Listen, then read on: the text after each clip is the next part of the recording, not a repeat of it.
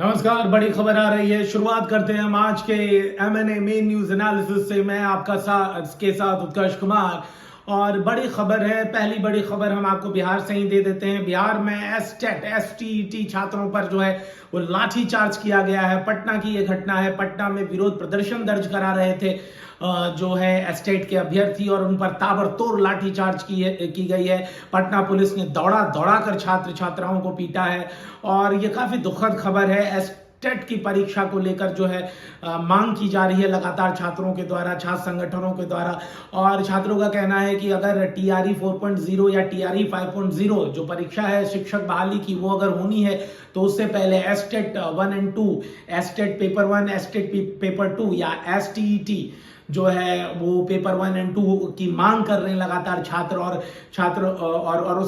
उसके लिए वो विरोध प्रदर्शन करने के लिए पटना कूच किए थे, पटना में मौजूद थे, हजारों की तादाद में थे। और उन पर जो है पुलिस ने लाठी चार्ज कर दिया है। खूब पिटाई की गई है छात्र छात्राओं की, दौड़ा दौड़ा कर पीटा गया है। कईयों के कपड़े फटे हैं, कईयों को आंतरिक चोट आई है, तो कईयों को जो है कईयों के को बाहर से भी चोट के निशान वगैरह दिख रहे हैं। तो ये खबर बिहार में शिक्षक बहाली से पहले का जो एक पीजीटी टीचर की बहाली में एस्टेट पेपर 2 पास होना काफी मायने रखता है, और एस्टेट पेपर 1 पास होना क्लास 9 और 10 के शिक्षक बनने के लिए मुख्य अर्हता होती है। और उस परीक्षा को अब तक नहीं लिया गया है। विधानसभा चुनाव की तारीखें आने के लिए कुछ ही दिन बाकी है, और वोटिंग भी होना है, फिर इलेक्शन रिजल्ट्स और सरकार का गठन हो जाएगा। इससे पहले ये सारी चीजें संपन्न करा लेनी थी, लेकिन अब तक एस्टेट का फॉर्म नहीं आया है, उसके परीक्षा की तारीखों का ऐलान नहीं हुआ है। एस्टेट 1 और एस्टेट 2 को क्वालिफाई करने के बाद ही कोई भी अभ्यर्थी जो है कक्षा 9, 10, 11 और 12 के शिक्षक बनने के लिए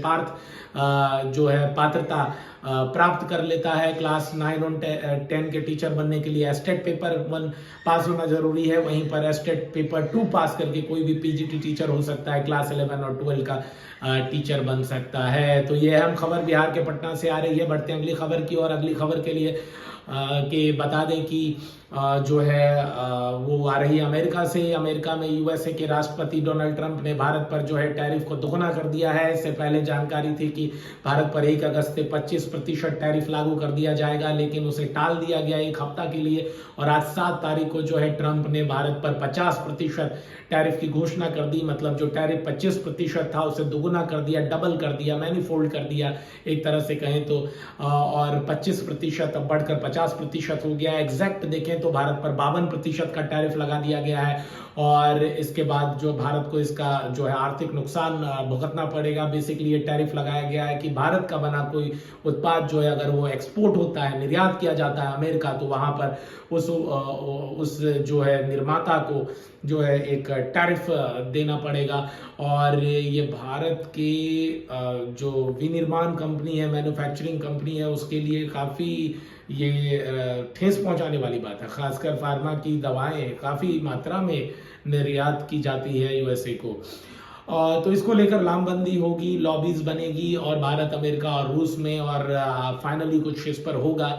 इस बीच आपको बता दें कि एनएसए नेशनल सिक्योरिटी एडवाइजर जो अजीत डोभाल हैं वो रसिया पहुंच गए हैं, रूस पहुंच गए हैं। और रूस पहुंचने के बाद उन्होंने अपने समकक्ष जो एनएसए रसिया या रूस कहे हैं, नेशनल सिक्योरिटी एडवाइजर, राष्ट्रीय सुरक्षा सलाहकार रूस के, उनसे मुलाकात की और फिर बातचीत का दौर चलता रहा। और इस बीच एक और बड़ी ब्रेकिंग खबर आ गई है कि जो है व्लादिमीर पुतिन जो है वो भारत की यात्रा पे आ रहे हैं। रूस के राष्ट्रपति प्रेसिडेंट व्लादिमीर पुतिन जो है वो भारत की यात्रा करने के लिए जो है अब आने वाले हैं। हालांकि इसके तारीखों का ऐलान अब फिलवक्त नहीं हो पाया है। तारीखों के ऐलान होने की घोषणा आने वाले कुछ एक दिनों में कर दी जाएगी। और इसके साथ ही साथ पुतिन का भारत आना, पुतिन का भारत दौरा जो एक तरह से ये तमाचा है अमेरिकी राष्ट्रपति और अमेरिका पर, डोनाल्ड ट्रंप पर, कि किस तरह से अब वो इस जो प्रेशर टैक्टिक्स कर रहा था अमेरिका, उसको हैंडल कर पाएगा, उस पर कंट्रोल कर पाएगा। क्योंकि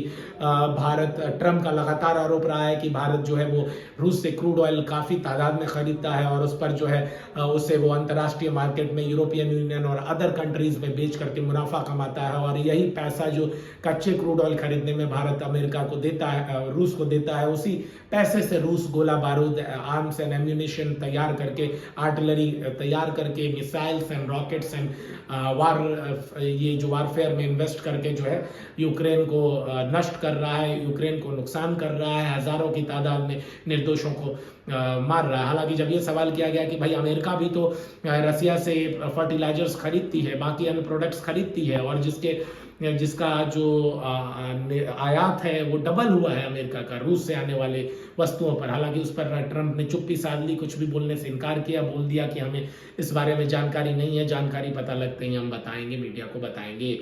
और साथ ही साथ एटमी वॉर की भी धमकी दे रखी है पुतिन ने भी, ये ट्रंप ने भी, और रूस के पूर्व राष्ट्रपति की तरफ से भी ये बयान जारी कर दिया गया। इस बीच आपको बता दें कि SCO मीटिंग में जो है चीन ने भारत के प्रधानमंत्री नरेंद्र मोदी को चाइना आने का न्योता दिया है, जिसे संभवतः सूत्रों की माने तो भारत सरकार ने उसे एक्सेप्ट कर लिया है, और चीन की यात्रा पर मोदी जाएंगे। 31 अगस्त को मोदी जाएंगे वहां पर, उससे पहले जापान जाएंगे, और फिर चीन में 2-3 दिनों तक वहां पे उनका वो वहां पर रहेंगे, SCO समिट में हिस्सा लेंगे, उसे संबोधित करेंगे और आगे की रणनीति पर चर्चा करेंगे। ब्रिक्स जो कंट्रीज हैं, जिसमें B for Brazil, R for Russia, I for India, और C फॉर चाइना, और S फॉर साउथ अफ्रीका है। बेसिकली इन्हीं देशों पर जो है खुन्नस खाए हुए है डोनाल्ड ट्रंप, और टैरिफ लगाए हुए है। ब्राजील पर 50% का टैरिफ, इंडिया पर 50% का टैरिफ, और चाइना से बात चल रही है, वहां भी टैरिफ लगने वाला है, और डील नहीं हुई है। वहीं से ही साउथ अफ्रीका के साथ भी डील नहीं हुई, और रसिया के साथ तो कंप्लीट बैन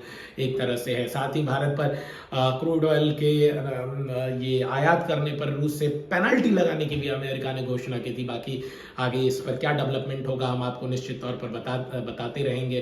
और 24 घंटे का अल्टीमेटम ट्रंप के द्वारा दिया गया है रूस को कि वो यूक्रेन के साथ युद्ध संघर्ष विराम की तारीखों का ऐलान करे, उसे संघर्ष विराम के लिए जाए। हालांकि देखना दिलचस्प होगा कि आने वाले 24 घंटे में क्या होता है। बाकी देश और दुनिया की तमाम बड़ी खबरों के लिए आप हमें सब्सक्राइब कर लें @UK पॉडकास्ट। मैं आपका होस्ट उत्कर्ष कुमार, और हमारे साथ field reporting, in depth field reporting, social reporting और साथ इलेक्शन रिपोर्टिंग के लिए जुड़े और लुत्फ उठाएं। बाकी अपना ख्याल रखिए।